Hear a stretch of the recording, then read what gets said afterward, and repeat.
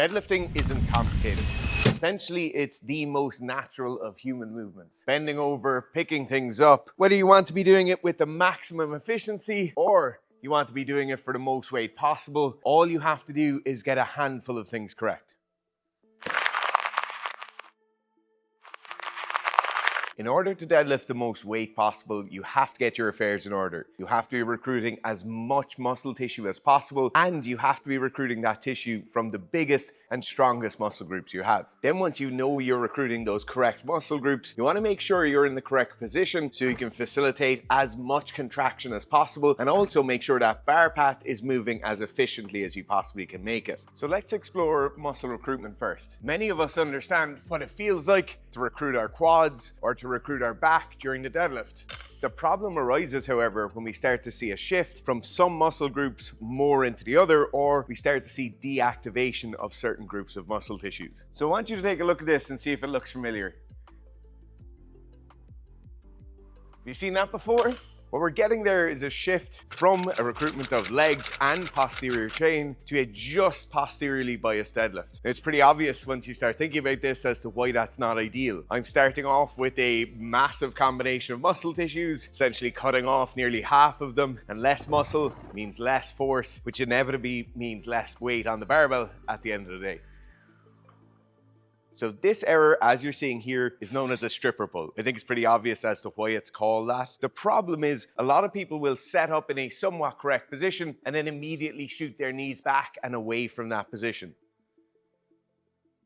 Pretty clear, right? So in this example, the hips are raising at a pretty consistent rate. The problem here comes with the knees are coming back too quickly and the shoulders might be coming forward too quickly. This causes this cantilever forward, which puts our torso in a bad position, and as I mentioned earlier, puts the quads in a kind of non-ideal position. This problem isn't just to do with muscle recruitment. What this is also causing is a biomechanical inefficiency. When that torso starts to really lean forward, I obviously don't have the drive from my legs, but I'm also increasing the amount of force that my back has to put up with massively. Now, I can hear you saying it already. My posterior chain is really strong. My glutes are the biggest muscle in my body. My back is where I want to be developing all that force. And there is a certain level of argument that could be made there, but nobody's posterior is stronger than a good combination of anterior and posterior. So the next obvious step here is to drop your hips as low as possible, squat into the barbell and try and deadlift like this. But you might have seen it already,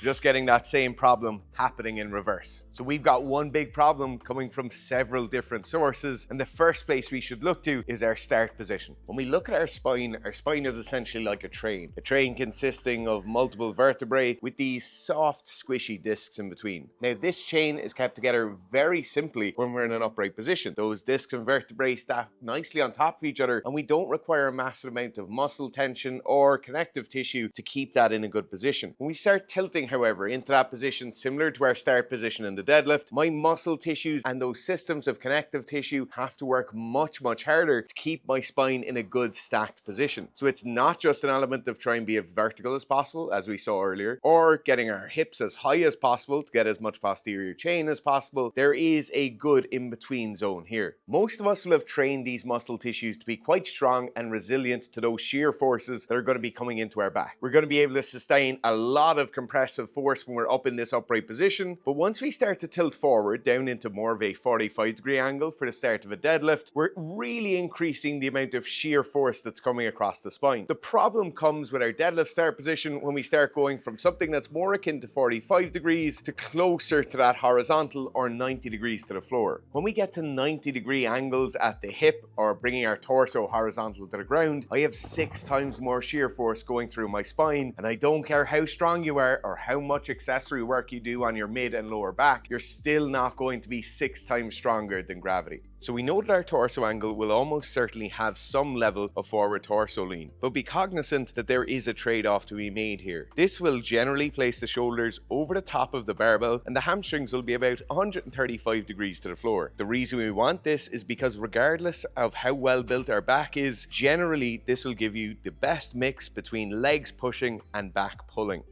What happens when you drop your hips too low is that as soon as you begin pulling, you shift your shoulders too far forward too aggressively. This is trying to find the right position But what happens is momentum carries you forward and you end up in that stripper pull again. But even if we do get that start position and torso angle absolutely perfect, there's still a sneaky little fucker that can get you here, and that is head position. When the head is looking down, the rest of the bottom half follows suit. People will often tend towards this chin down position because it feels strong, but due to the fact the body follows the head, you'll end up being dragged forward as you start your pull. This causes the hips to rise and the stripper pull will come back once again. So looking at the ground in the start of your deadlift brings the entire head forward. It also lengthens out these muscle tissues of the upper back and makes it very hard for us to have a good neutral shoulder position as we begin the pull. So now that we've found the correct start position, this still won't necessarily solve our problem unless we're also focusing on the correct cues when we begin pulling. Thankfully, there's two very simple cues that we can focus on that should solve this problem. The first is knees forward and the second one is back tight. The reason we want to focus on knees forward because even if I get the correct start position here, what can often happen is I'll still shoot like this. My knees will come back immediately. So we want to focus on knees staying forward and the hips rising as you get closer to lockout. This is a very simple cue, but ensures that our legs stay involved even if we have the right start position. The second reason we want back tight is because if I move into more flexion as I begin pulling, what often happens is that barbell drifts further away from us. I need to ensure that my back is tight to ensure that my hips and the barbell stay nice and close together as the pull progresses. Okay, let's say you've got the correct start position, you're focusing on the right cues, but it's just not happening for you. What do we do from here? Well, thankfully, there's a couple of variations that we can look at that might actually solve your problem. You can start with pause at the knee deadlifts. The reason these work so well is twofold.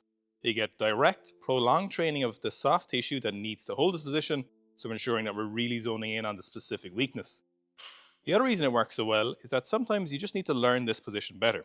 Sometimes you're strong enough, but just not familiar enough with this position.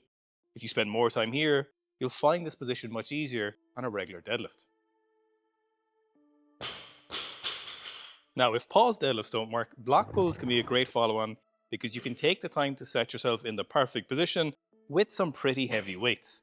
Each rep can be perfectly in the right place for a lot of volume, while not overly taxing your back because it's not coming from the floor. Now, when it comes to programming these variations, it can actually be quite simple. Generally, I would do these on a secondary day, usually the last deadlift day of the week and probably the last session of the week, and somewhere between 3 to 5 reps for these. We want to keep these lagging behind our heavier work earlier in the week, and then somewhere between 3 to 5 sets. Keep it nice and simple, keep the focus on technique, do try and progress the weights, but also keep that volume pretty moderate. We don't need to go for massive heavy singles on these, as it generally doesn't give us the benefit. But let's say those variations aren't working. Nothing's working. It might be time just to look specifically at one particular area, and that is your upper back. You might need to do a lot of upper back training. You might need to go on a crusade on your upper back musculature and strength. Now, when it comes to picking your upper back assistance exercises, it does and it doesn't matter. The main thing I want you to focus on is get some kind of rowing, get some kind of barbell rows in from different block heights, different grips. You can use dumbbells, for example. We might do some stiff-legged dumbbell rows. We can do some seal rows, or we can do one of my favorites, which is a horizontal row, particularly on a machine. But if you don't have access to a machine, just get a little resistance band and start rowing as much as possible. Now, I want you to do this twice a week, 2 exercises per session. I want you to go to town on volume and weight. Push the volume and then try push the weight up while keeping the volume high.